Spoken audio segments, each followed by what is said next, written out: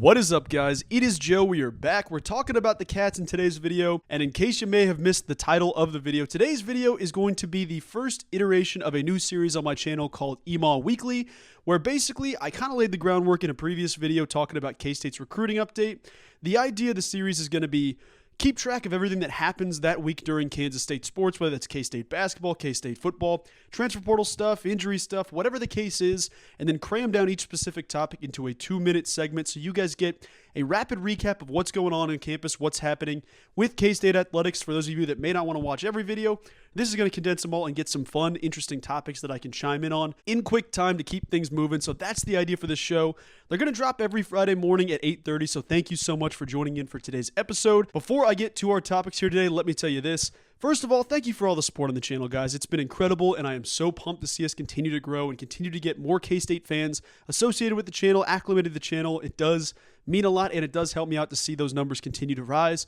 That being said, if you like the channel, if you like K-State athletics, consider taking a second out of your day to hit that subscribe button. It'll keep my videos on your feed so you can see more K-State talk more often. I really like talking ball about the Cats, and if it's something you enjoy hearing, be sure to consider hitting that subscribe button. Now let's get into our first topic. 2025 3-star linebacker Weston Polk committing to K-State in the class of 2025. He is the second commitment, joining Dylan Duff, the quarterback that committed earlier this spring. Weston Polk, at the time of his commitment, wasn't ranked by 247 Sports. Now that it's been a couple of days, the K-State input has taken its toll. He's officially ranked on 247 Sports as well as on 3. As it sits right now, he is a 3-star player by the 247 Sports Index, the 768th ranked player in the country, the 56th ranked linebacker in his class, and the 70th ranked player in the state of Texas. Now, first things first, guys, the dude had some impressive offers, too. K-State was competing with a couple of different Big 12 schools.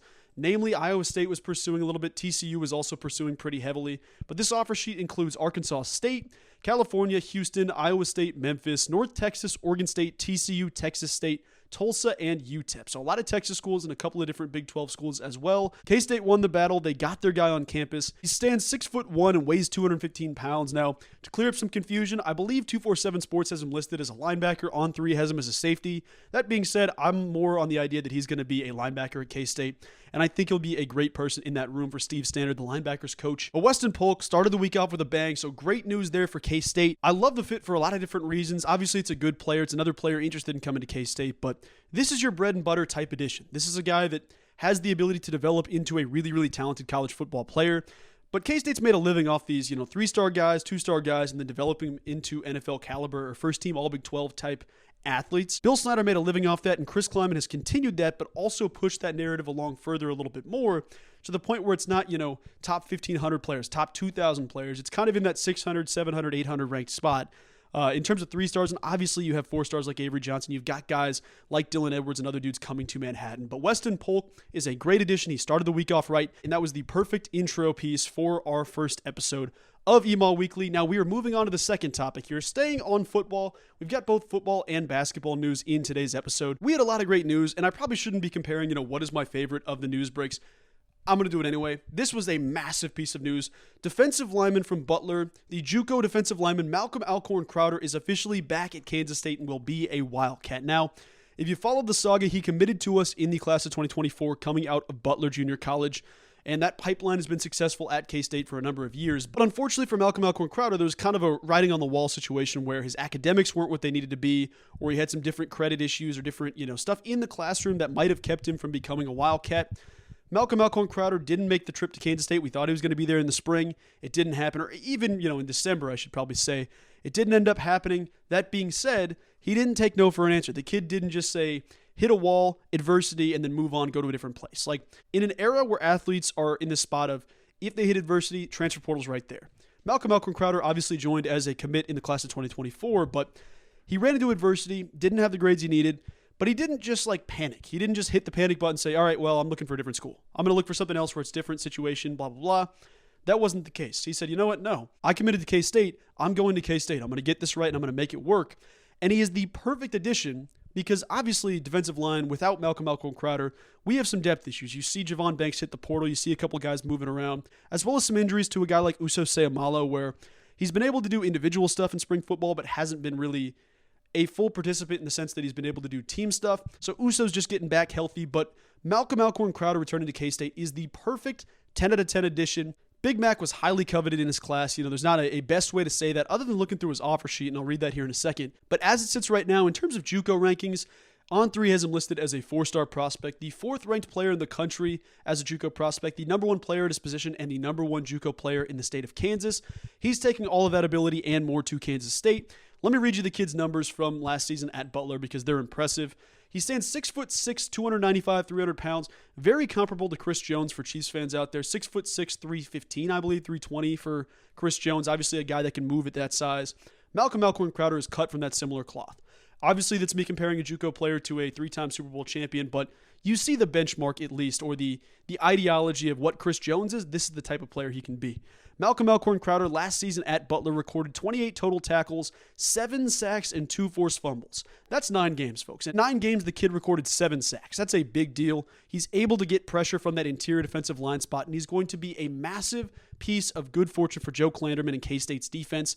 I cannot wait to see him hit the field. I think he's going to be a game wrecker, a game changer, whatever narrative we want to use. That's the type of player that Malcolm Alcorn-Crowder is, and I'm stoked to see him get to K-State. Like I said, I want to mention this offer list because it's pretty impressive. The 2 teams that he did take visits to were K-State and Cincinnati.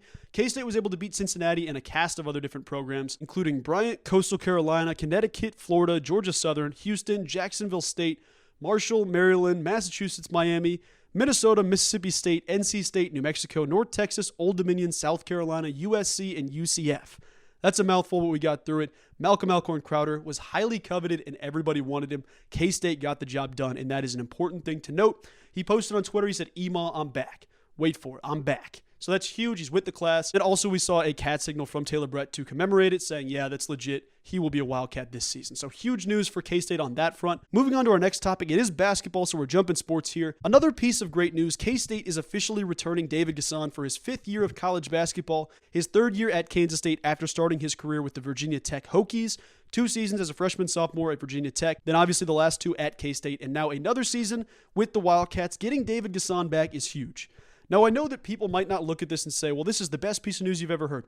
This is a huge, huge deal for Jerome Tang and the team. Like, the era of the transfer portal, you see it firsthand with K-State, but we're not the only team that's dealing with it. There are not many guys that come to stay at a program for multiple years. David Gasson, in an era where guys are hitting a wall and leaving, this is a dude that is fully wrapped up in the process and is willing to stay at K-State because he sees the light at the end of the tunnel. David Gasson, the 6'9", 225-pound senior. Last season, he really came into his own as a player. In 38 games, the kid averaged 7.8 points, 6.8 rebounds, one of the best rebounders in the Big 12, and did all of that in just 27.5 minutes per game. Big David Gasson posted. It was an awesome video, so I want to shout out Dave if you're seeing this. Killer video about him. It gave me a mini heart attack because the first thing he said was, thank you, K-State, which obviously your brain goes, well, that means he's leaving. Lo and behold, David Gasson is back. He's going to be a big piece of K-State's locker room, K-State's team, and anything you need from David Gasson, we got the one more year going our way. So David Gasson is going to be back. He had a career year last year, and I expect him to do even more this coming season. I know that K-State is still figuring out, who's going to join us in the portal, who's going to do this, who's going to do that. But you look at our roster now, there's 3 guys returning from last season alone. That's Taj Manning, Michaela Bridge, and David Gasson. Both Dave and Taj were there for the Elite 8 run. They now bring some of that championship experience back to the locker room. That's going to be relatively new in getting that culture established amongst each other. David Gasson is a big piece both on the court and in the locker room. So huge news for K-State there. Back to football, K-State made another addition through the transfer portal. This one being Alec Marenco, the UNM leading tackler. The middle linebacker for UNM has played 3 seasons with the Lobos. He's been a stud. I mentioned this in a previous video talking about JT Toppin for UNM basketball. My dad's side of the family is all, UNM people. They're all from New Mexico. I watched a lot of UNM football, UNM basketball over the past year just because that's kind of their bread and butter. And let me be the first to tell you, Alec Marenco is a great addition. He stands out on tape, and that's the biggest deal. He's had some injury issues over his career, but I think he's mostly past that, last season being his best season to date. Over his 3 seasons in Albuquerque, he's recorded 96 total tackles, 3.5 tackles for loss, a half sack, 3 pass breakups, and a forced fumble. Now, in my opinion, the best thing about the addition, he's a sideline-to-sideline guy, and he plays 1 speed. For those questioning, like, hey, how athletic is the kid? How quick is the kid? Throughout high school, he played linebacker and wide receiver. The kid played wide receiver for multiple years, so you know that he's got that next gear to his game. But once he's comfortable with the defense, he's going to be a massive addition.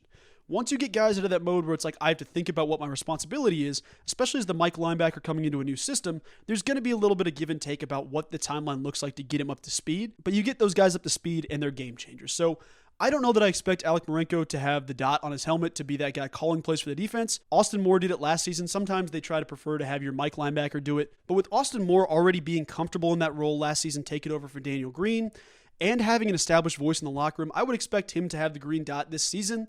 That being said, Alec Marenco was voted team captain at UNM last year and has that experience calling plays, being a leader. He is going to be a big addition, and once he's up to speed, you'll see him make plays. And the last thing we have to discuss in today, it's not great news. It's not necessarily the best way to end this, but I am going to touch on it real quick and give you my thoughts. Arthur Kaluma ends up entering the transfer portal, basically buzzer beater time frame on the last day possible to enter the portal.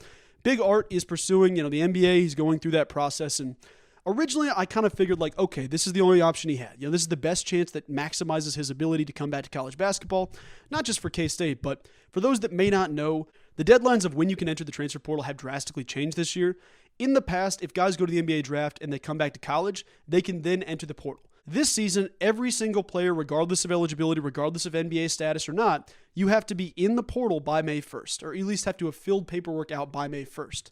So you'll see a couple of different names trickle in, but in this situation, it is probably the best case for both K-State and Arthur Kaluma, where if Art ends up not declaring for the portal before leaving for the NBA, if he comes back to K-State, K-State has filled their roster at that point. If they have 13 scholarship guys, Art is just SOL. Like, the kid's just out of luck in that situation. So it makes sense to make the right call to enter the portal, but it does make sense, but I'm not necessarily the happiest about it because it does signal like, hey, likely Art will be coming back. I was hoping he'd be back on our roster. I know people have had mixed feelings about that, but this opens the door to what is next for Arthur Kaluma, and that's what we're all going to have to witness and see what happens there. There is still an LA to him returning to K-State. It's just going to be less of a possibility now after seeing the news. But either way, I think the move makes sense for both Art and K-State. K-State's not going to be holding any roster spots to the point where it's like, hey, we're shelving this. This is Arthur Kaluma's spot. We need this.